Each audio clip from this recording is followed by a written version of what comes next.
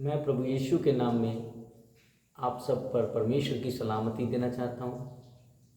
काश कि परमेश्वर अपने बेटे के अनुग्रह के द्वारा आपके तमाम अपराधों की गिनती ना ले।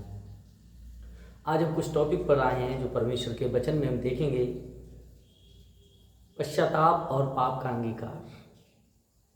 पश्चाताप और जो अपने पाप का अंगीकार करता है वो सचमुच अपने जीवन में यीशु का अंगीकार करता है और वो यीशु को पहन लेता है।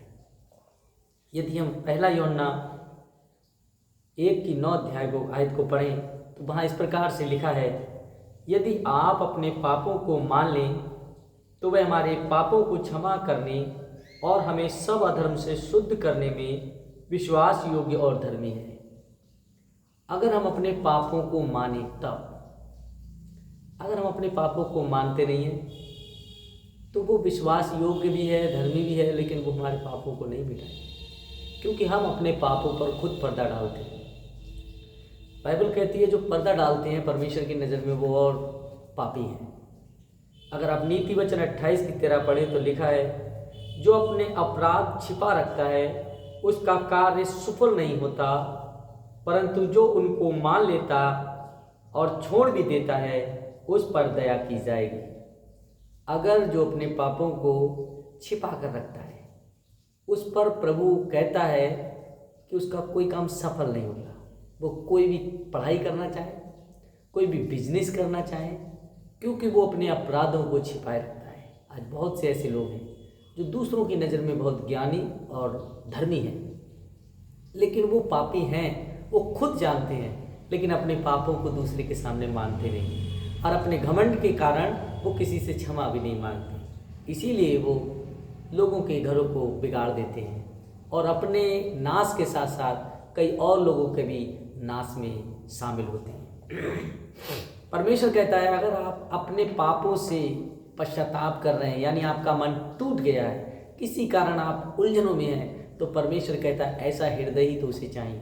बाइबल कहती है भजन संहिता 51:17, टूटा मन परमेश्वर के योग्य बलिदान है। हे परमेश्वर, तू टूटे और पिसे हुए मन को तुच्छ नहीं जानता।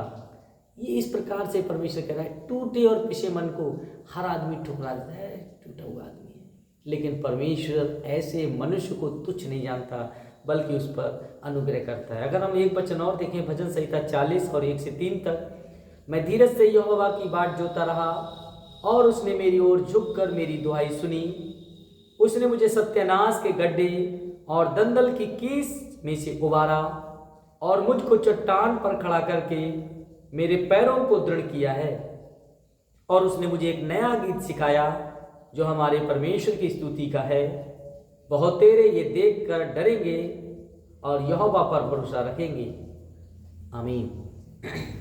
प्रभु का वचन जो आज हमें बताता है कि वो आपको सत्यानाश के गड्ढे से बचा सकता है, और वो बचाने वाले स्वयं आप हैं। अपने आप को आप अपने आप को बचाना चाहते हैं तो पश्चाताप कीजिए, क्योंकि बगैर पश्चाताप के आपका छुटकारा नहीं है।